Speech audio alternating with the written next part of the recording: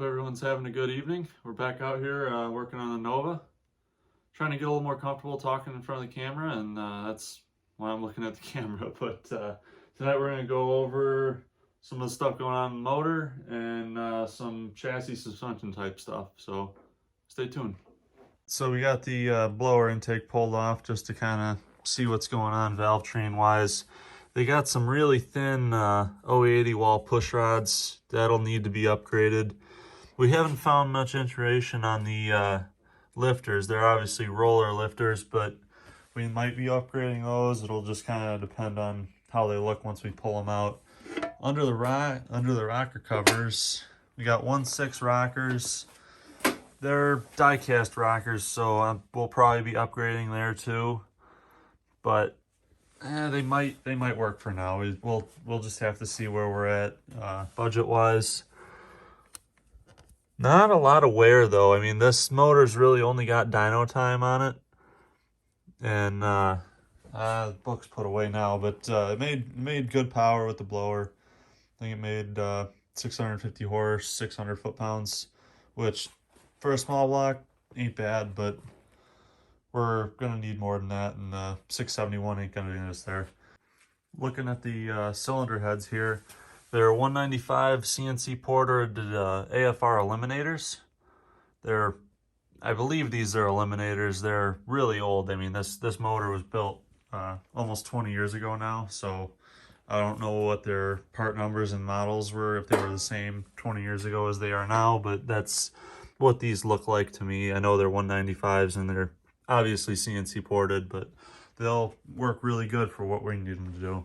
Another little bit of neat information. It is from the information we've read, it's a forged crank, and it's double keyed, so it was a blower crank, which, I mean, obviously we're not gonna run a blower on it anymore, but it's a strong crank, which is good for any application.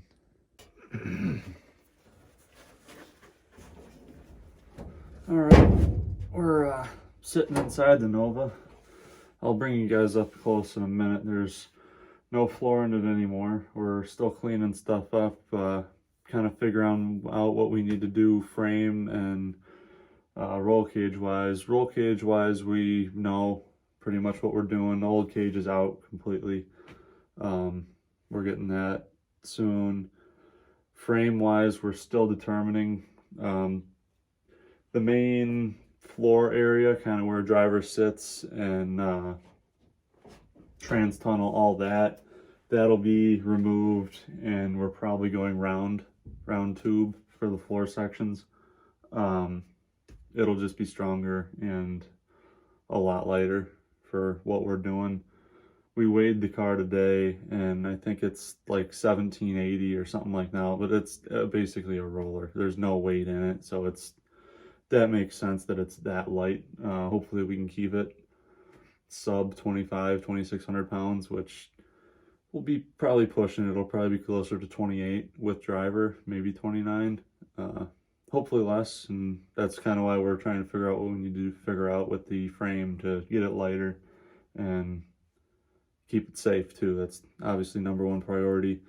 I'll bring you guys in and kind of show you what's here and what we're thinking about changing. All right, so you can see that the floor plan's 100% cut out now. We got some cleanup to do on the inner rockers. We're probably gonna plate those over just because they're a little crusty and whatnot. But we're so this area like that, we're ditching that. It'll be round tube. You can see the roll cage that's sitting underneath the car that was back here that we cut out. But so yeah, anyway, tube floor. It'll be lighter. It'll be nicer because we're doing a flat floor, and it'll be easier to mount the tubes too. Back here, this is part of what we're still going back and forth on. It's strong enough to hold what we need to do.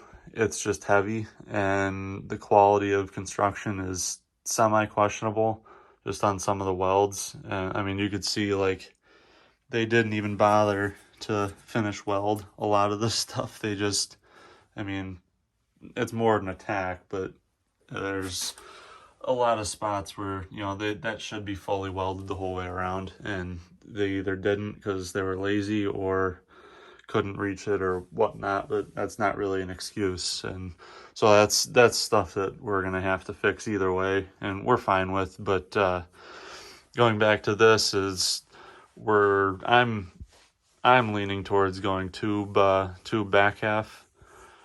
You know, not the, you know, this is 2x3 tube. I want to go full round tube for pretty much the whole frame. I don't know what that means we're gonna do on the front half of the car. That's you probably can't see from up underneath here, but it's called a Heights kit, and it basically bolts on to the original subframe connectors that were in the car, and kind of utilizes that, and then it changes geometries, and it's makes it here, I'll bring you through up top, dual A-arm, and it just handles better. It's more of a street car thing than a drag car thing, so we're kind of deciding, but they really don't take up a lot of room as far as like header clearance and all that.